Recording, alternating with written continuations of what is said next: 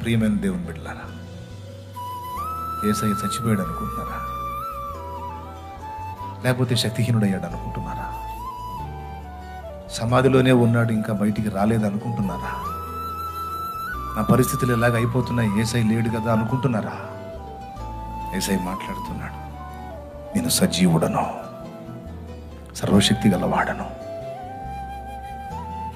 నేను నిన్ను గమనిస్తానే ఉన్నాను, నీతో ఉన్నాను,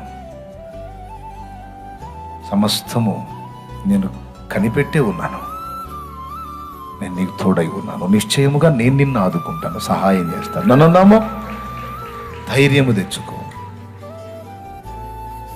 మృతుల్లో ఒక మృతుడయ్యాను అనుకుంటున్నావా? నేను లేచిన వాడను, లేచి ఉన్నాను. మృతుడనైతిని గాని ఇదిగో యుగ యుగములో సజీవుడనై ఉన్నాను. ఆదియు అంతము నేనే, ఆల్ఫా ఒమేగయు నేనే.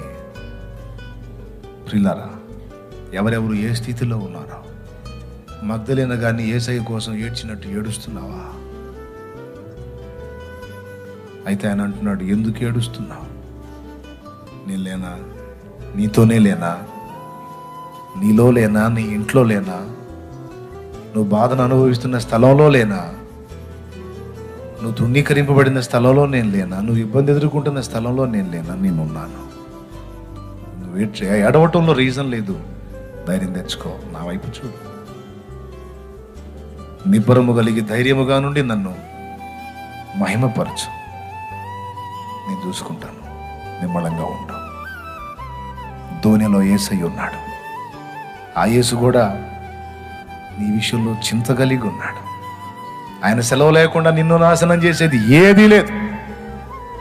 ఆయన చనిపోయి ఉన్నాడు అనుకున్నావేమో, సజీవుడుగా ఉన్నాడు. కాబట్టి నీవు దిగులు చెందుటలో అర్థము లేదు అని మాట్లాడుతున్నాడు కనుక మనం సరి చేసుకుందాం. యేసయ్యా నువ్వు ఉన్నావు నాకు చాలు అని ఆయన కాళ్ళు పెన వేసుకుందాం, ధైర్యం తెచ్చుకుందాం. ఎదురవుతున్న ఆత్మీయ యాత్రలో, పోరాటాల్లో ఎదిరించి ముందుకెళదాం. జయము మనదే.